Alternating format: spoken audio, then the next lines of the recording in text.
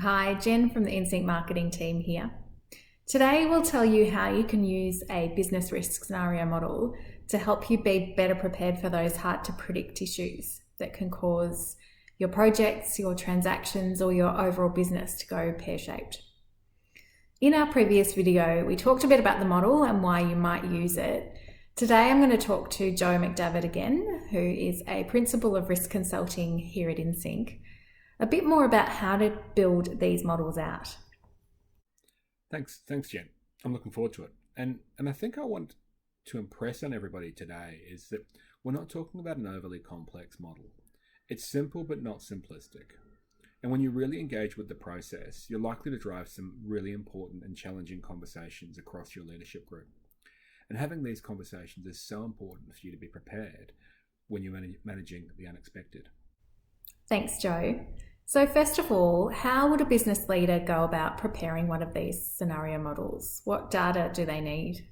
The first thing you do is be really clear on what each of the scenarios are that could seriously impact you. It means you need to be very clear on what you're trying to achieve, what your key resources and capabilities are, including those that are in your contractors and customers and other key stakeholders. And what are the key elements of your external environment?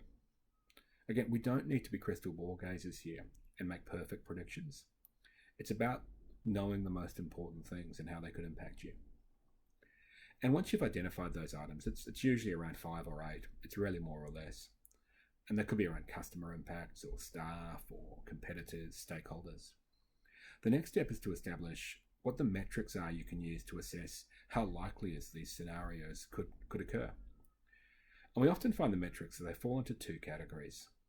Firstly, there's data that the organisation was already measuring, but they hadn't thought about deeply in a risk context.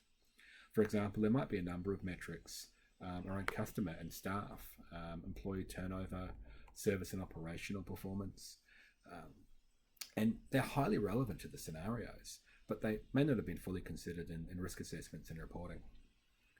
And secondly, we find that some of the data we need to appropriately measure the scenarios, it's not currently being captured, but some form of proxy or even a basic data capture can be of use.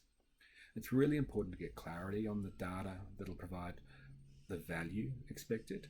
But it's been surprising how often we've heard people say, we don't measure that, but we should when we raise a data point in these scenario models. Thanks, Joe. So that sounds like a pretty useful process, not just in terms of the risk scenario model, but also in terms of getting alignment across the leadership team on what is important and how we should track it.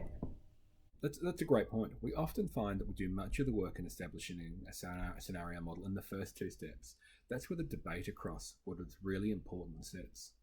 A leadership team that debates these items is going to be well positioned to execute on something together. Okay, so once those foundations are set, what's next?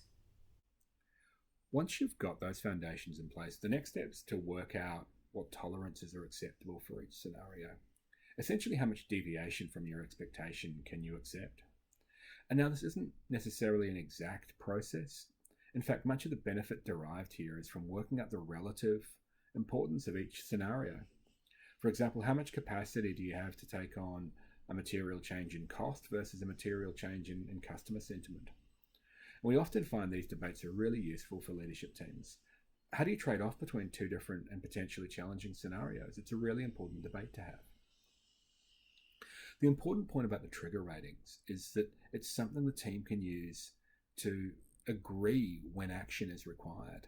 And this helps down the track. It can reduce debate about whether something has deteriorated sufficiently for us to act. It's clear from the model that it has or it hasn't. And it also helps project and business leadership teams to have a clear understanding of what is and what is not acceptable from a governance perspective. Where do they have accountability to escalate and where do they have accountability to act? Thanks, Joe. That was a really great insight into how these scenario models are built up. I think it's pretty clear that while the process is straightforward, there is a lot of debate and conversation that goes into these models. And I can see how the model can be used to drive action, which is what we're going to cover in the next session. Thanks, Jim. I'm looking forward to it.